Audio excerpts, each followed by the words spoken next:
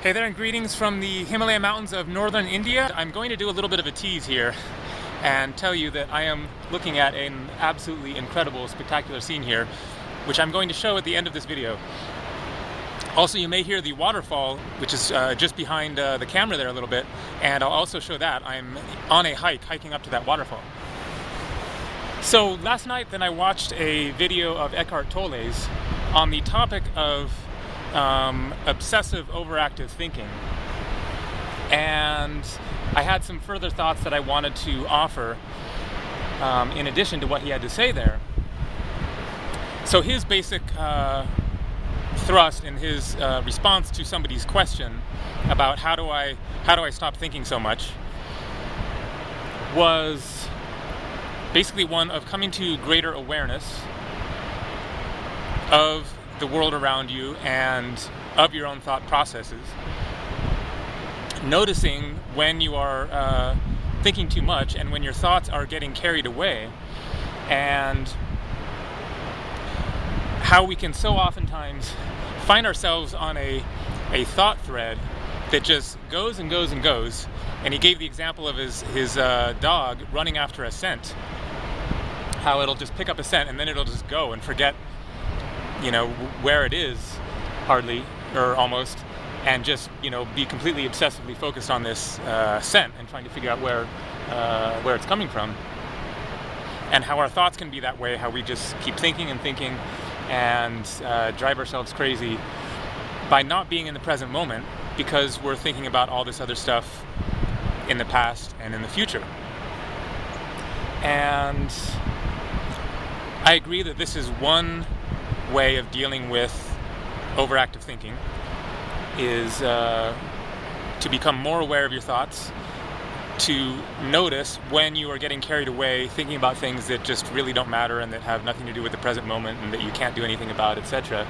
And just through that awareness of your thinking processes, then you can help to stop that overactive thinking and come more into the present moment. Simply through the power of your intention, your conscious mind, becoming more aware of what your mind is doing, then you help to rein in your thoughts and come more into the present moment.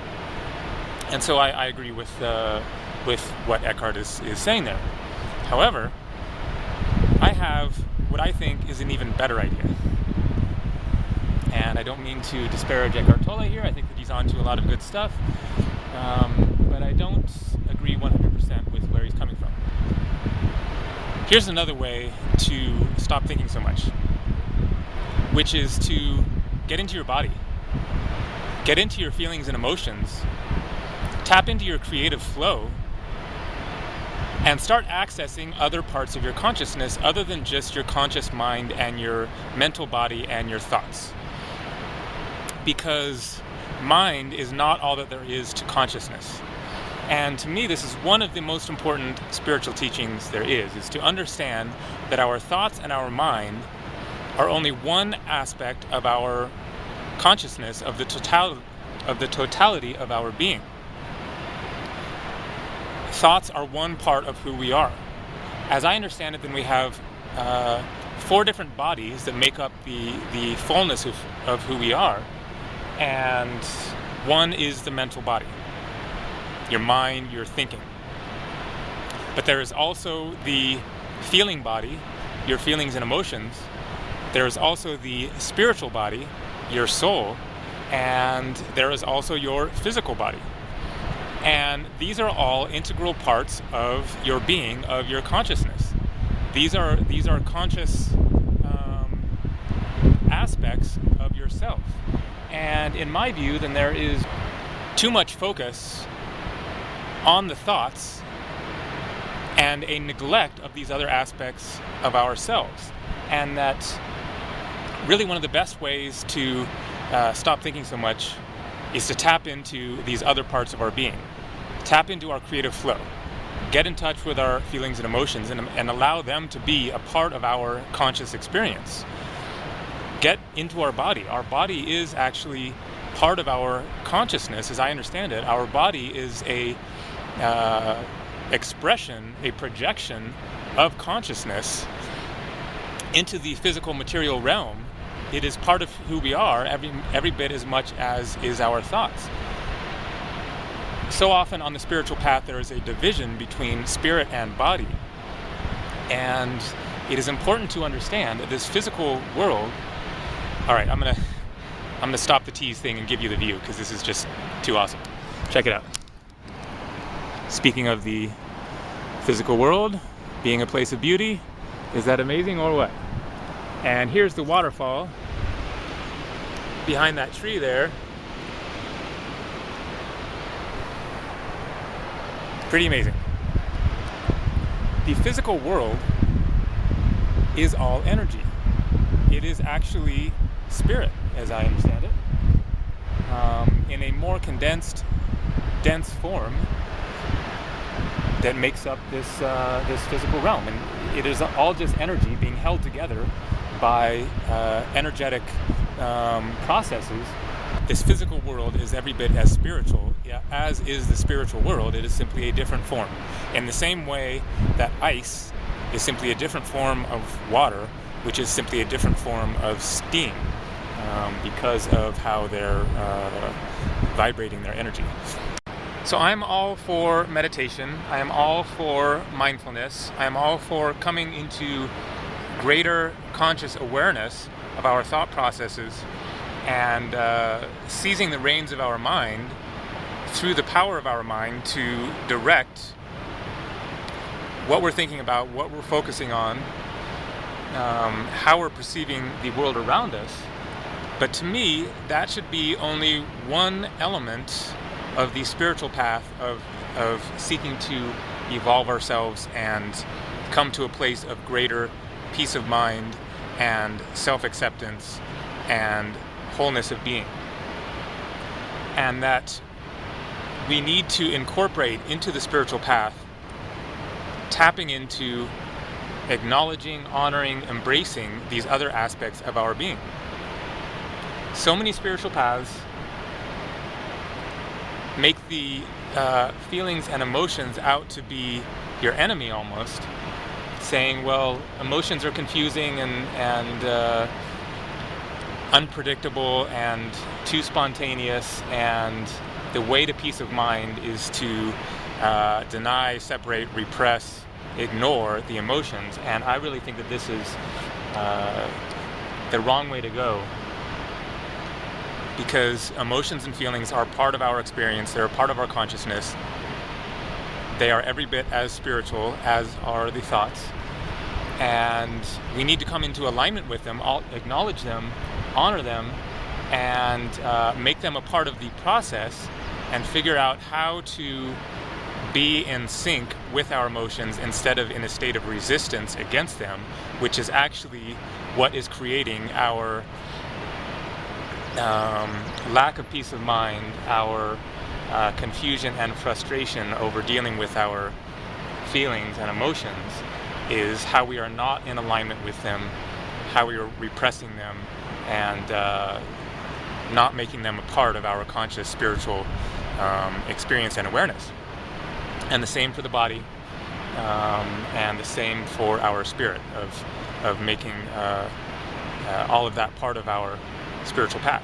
So, what are some practical things that one could do in this realm? Go for a hike. Get into your body. Go for a bike ride. Go swimming. Engage with the physical realm and with your body from a conscious spiritual perspective. So that's really the key in my view, is to not get lost in thinking that it's just a physical world, because it is not. To not be pulled around by your physical desires and your feelings and emotions without any control or without any guidance of those powers and those forces within you, but not to deny those aspects of your being, but to come into alignment with them. And so that can be certainly a tricky path, but in my view, then that is an essential aspect of coming to peace of mind, because the mind is only one part of your being, and true unity of yourself must mean incorporating in these other aspects of ourselves. So in addition to getting in touch with our feelings and emotions, our physical body, also our spontaneous creative energy, which could correspond with the spirit part of our being. Just finding that creative expression within us, artistic expression, musical expression, dance, etc. And by tapping into that creative flow, you get out of your head, you get out of your mind, you get out of your thoughts, you get into your spontaneous creative self. And in so doing, then, in my experience, then your thoughts calm down, because you're getting out of your head. You're getting grounded in your being, in these other parts of your being. So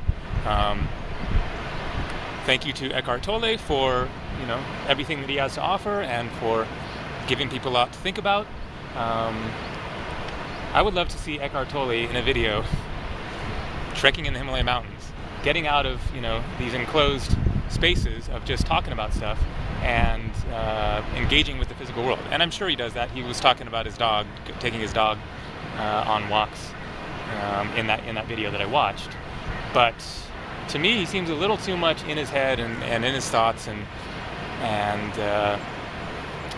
not enough grounded in his physical body and his feelings and emotions and creativity. So that's my thoughts. Thanks for watching. And one more shot of this spectacular view. I'll walk over and get a little bit better shot of the waterfall there.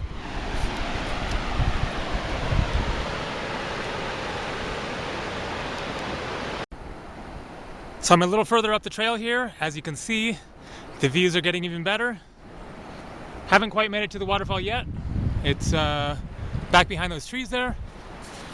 But I just wanted to tack something onto the end of this that I'd forgotten to mention. And it is an analogy. I sort of like analogies to try to illustrate things. To me, trying to stop overactive thinking, get out of your head, calm your mind by your thoughts alone, by simply focusing on your thinking, is kind of like you're driving along in a speeding car, going 60 miles an hour, and you don't know where the brake is. And you're flying along the highway, and there's a curve up ahead, and you're frantically trying to figure out where the brake is. And so you're looking all over the steering wheel, and you can't find the brake. Shit, the brake isn't on the left side of the steering wheel. It isn't on the right side of the steering wheel. It isn't on the top or the bottom of the steering wheel. It isn't on the back of the steering wheel. What the hell? Where the hell is the brake? You're looking in the wrong place. It's down there. And to me, that's kind of like trying to deal with thinking by only focusing on your thoughts. You're missing the other parts of yourself that you need to get in touch with. And in getting in touch with those other parts of yourself, you get out of your head, you come down from this place of thinking, you get into your body and your feelings, and you get grounded into another aspect of yourself. All right.